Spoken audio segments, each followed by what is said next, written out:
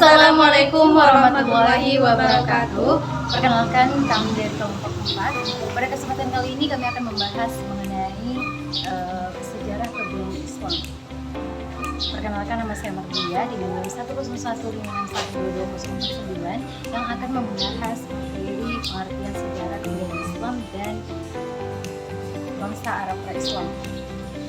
Perkenalkan, nama saya Mufliha Fitriani dengan NIM 10156122043. Saya akan membahas materi tentang masa dinasti Umayyah dan masa dinasti Abbasiyah. Perkenalkan, nama saya Afulia dengan NIM 10156122045. Di sini saya akan memaparkan materi tentang masa kelahiran Islam dan masa pemerintahan Khulafaur Rasyidin. Selamat menyaksikan. Pembahasan yang pertama adalah pengertian sejarah, peradaban, dan kebudayaan Islam. Definisi sejarah. Para sejarawan itu berbeda pendapat mengenai pengertian sejarah. Ada yang mengatakan bahwa sejarah itu berasal dari kata syajaratun yang berarti pohon. Kenapa dikatakan sebagai pohon? Karena pohon itu memiliki cabang dan ranting yang bermula dari bibit, lalu tumbuh dan berkembang, lalu layu dan tumbang. Begitu juga peristiwa-peristiwa yang ada dalam sejarah. Ada masa kebangkitan dan ada masa kehancuran. Ada juga yang mengatakan bahwa sejarah itu berasal dari kata torik yang berarti masa atau waktu. Karena sejarah itu untuk mengingat masa-masa yang terjadi pada masa lalu. Peradaban. Peradaban adalah nilai dari kebudayaan. Kebudayaan adalah hal-hal yang berkaitan dengan budi dan akal manusia. Dan budaya adalah kemampuan akal, dan produk budaya adalah hasil dari kemampuan akal manusia.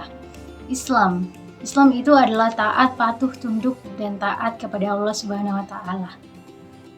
Adapun periodisasi sejarah Islam. Para sejarawan juga berbeda pendapat mengenai kapan dimulainya sejarah Islam. Ada yang mengatakan bahwa sejarah Islam itu dimulai sejak Nabi Muhammad SAW itu diangkat menjadi Rasul. Walaupun masyarakat saat itu belum berdaulat. Ada juga yang mengatakan bahwa sejarah itu dimulai sejak Nabi Muhammad SAW berhijrah dari Mekah ke Madinah. Karena pada saat itu masyarakat sudah berdaulat. Sejarawan juga berbeda pendapat mengenai fase-fase atau periodisasi sejarah Islam. Menurut Hasjimi, yang pertama adalah permulaan Islam, yang kedua adalah dinasti Umayyah, yang ketiga adalah dinasti Abbasiyah 1, yang keempat adalah dinasti Abbasiyah 2, yang kelima adalah dinasti Bani Abbasiyah 3, dan yang keenam adalah dinasti Mughal, dan yang ketujuh adalah dinasti Utsmani, dan yang kedelapan adalah kebangkitan.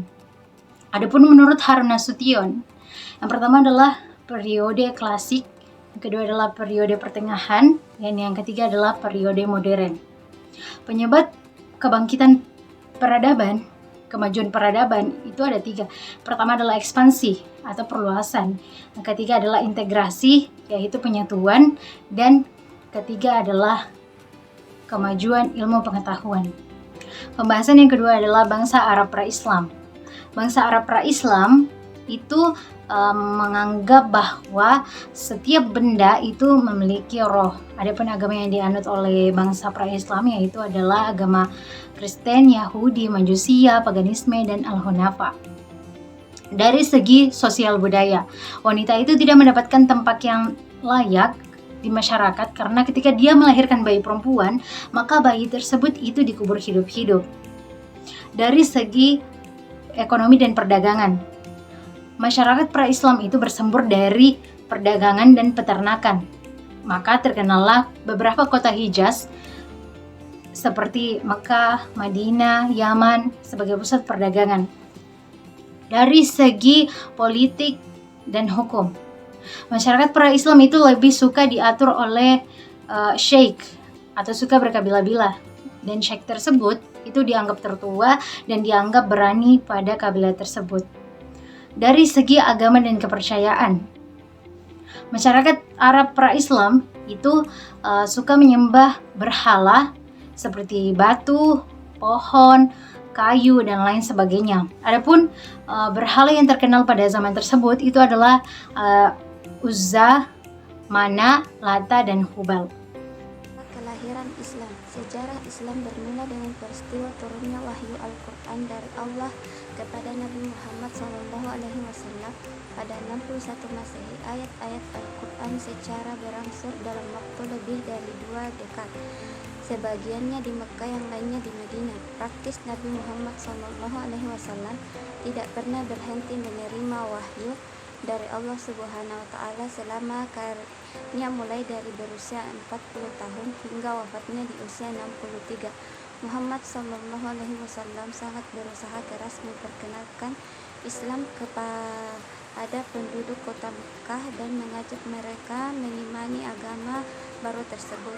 1 dekad permulaan dakwahnya merupakan tahun-tahun yang sangat sulit, sedemikian sulit sehingga memaksanya untuk hijrah ke utara menuju kota Madinah semula bernama Yastrib.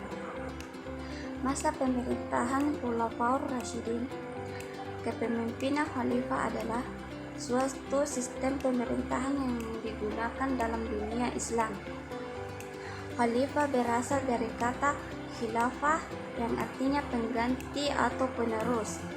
Khalifah dianggap sebagai pemimpin tertinggi dalam masyarakat Islam dalam bertanggung jawab atas kebijakan politik, sosial, ekonomi yang memengaruhi kehidupan umat Islam di seluruh dunia. Sejarah kepemimpinan khalifah dimulai setelah kematian Nabi Muhammad pada tahun 632 Masehi.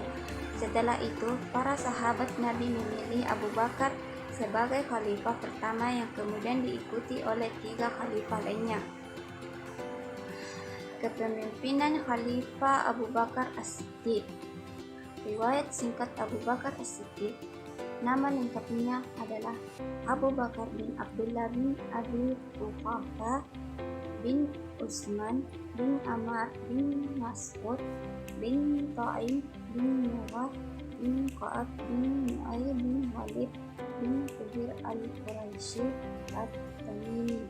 Di masa jahiliyah bernama Abdul Ka'bah, lalu ditukar menjadi Abdullah. Beliau diberikan karunia Abu Bakar karena beliau seorang yang paling cepat masuk gelapnya As-Siddiq yang amat membenarkan beliau yang digelar As-Siddiq karena amat segera membenarkan Rasul dalam berbagai macam peristiwa, terutama peristiwa Isra dan Mi'raj. Diangkat menjadi khalifah setelah wafatnya Nabi Muhammad SAW. Status sebagai Rasulullah tidak dapat diganti oleh siapapun, khatamnya al-anbiya wa al-mursalin, tetapi kedudukan beliau yang kedua sebagai pemimpin kaum muslimin mesti segera ada gantinya. Itulah yang dinamakan khalifah, yang artinya menggantikan Nabi menjadi kepala kaum muslimin. Pembahasan selanjutnya, sejarah berdirinya dinasti Umayyah. Dinasti Umayyah diambil dari Umayyah bin Abdul Al-Syam, kakek Abu Sufyan. Muawiyah segenerasi dengan Abdul Muthalib, kakek Nabi Muhammad SAW, dan Ali bin Abi Thalib. Dengan demikian, Ali bin Abi Thalib segenerasi pula dengan Muawiyah bin Abi Sufyan. Ali bin Abi Thalib berasal dari keturunan Bani Hashim, sedangkan Muawiyah berasal dari keturunan Bani Umayyah. Kedua keturunan ini merupakan orang-orang yang berpengaruh dalam suku Quraisy. Dengan taktik dan kecerdikannya, ia mempermainkan emosi umat Islam. Muawiyah tidak mau menghormati Ali dan menyudutkannya pada sebuah dilema, menyerahkan para pembunuh Utsman atau menerima status sebagai orang yang bertanggung jawab atas pembunuhan itu, sehingga ia harus menurunkan dari jabatan khalifah. Bani Umayyah memegang kekuasaan Islam selama 90 tahun dengan pusat pemerintahan di Damaskus. Pemerintahan tersebut dipegang oleh 14 khalifah. Di antara 14 khalifah itu yang dianggap sukses membawa kemajuan Daulah Umayyah di Damaskus adalah Khalifah Muawiyah bin Abi Sufyan, Khalifah Abdul Malik bin Marwan, Khalifah Al-Walid bin Abdul Malik, dan Khalifah Umar bin Abdul Aziz. Kehancuran dinasti Umayyah. Sepeninggal Umar bin Abdul Aziz, tampak kepemimpinan dilanjutkan oleh Yazid bin Abdul Malik. Masyarakat yang sebelumnya hidup dalam kenyamanan dan ketentraman dan juga kedamaian berubah menjadi kacau. Masyarakat menyatakan bahwa pemerintahan Yazid bin Abdul Malik yang cenderung hidup dalam kemewahan dan kurang memperhatikan kepentingan rakyatnya. Kekacauan ini terus berlanjut hingga khalifah terakhir Daulah Umayyah, yakni Marwan bin Muhammad, yang pada akhirnya meninggal di Mesir. Meninggalnya Marwan bin Muhammad menjadi penanda berakhirnya kekuasaan Daulah Umayyah yang akhirnya digantikan oleh kekhalifahan Daulah Abbasiyah.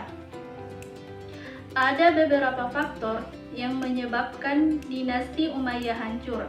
Salah satu penyebabnya adalah ketidakpuasan pemeluk Islam non-Arab atau sering disebut dengan Mawali. Karena kaum Mawali merasa dimarginalkan dengan tidak mendapat hak yang sama dalam hal tunjangan dan beberapa hak lain yang tidak dikabulkan oleh pemerintahan Daulah Umayyah. Pembahasan selanjutnya, proses berdirinya dinasti Abbasiyah. Upaya mengalahkan dinasti Umayyah dilatar belakangi pemikiran tentang siapa yang berhak memimpin setelah Rasulullah meninggal. Bani Hashim sebagai keturunan Rasulullah pernah mengemukakan hal tersebut. Terdapat 3 kota utama yang menjadi pusat kegiatan untuk menegakkan kekuasaan. Dinasti Abbasiyah dipimpin oleh 37 orang khalifah selama 5,5 abad berkuasa. Dari ke-37 khalifah dinasti Abbasiyah, terdapat beberapa orang khalifah yang terkenal, di antaranya Abu Ja'far Al-Mansur, Harun Ar-Rasyid, dan Al-Ma'mun. Masa pemerintahan ketiganya merupakan periode keemasan peradaban Islam. Selanjutnya, kemunduran dan keruntuhan dinasti Abbasiyah. Kekuasaan politik dinasti Abbasiyah mulai menurun pada periode kedua, ditandai oleh bercerai-berainya wilayah kekuasaan dan mulai terputusnya ikatan antara wilayah-wilayah Islam. Kemunduran kekuasaan dinasti Abbasiyah pada periode kedua ini tidak terjadi secara spontan, tetapi terkonstruksi melalui suatu proses dan sebab yang multifaktor. Audio Jungle.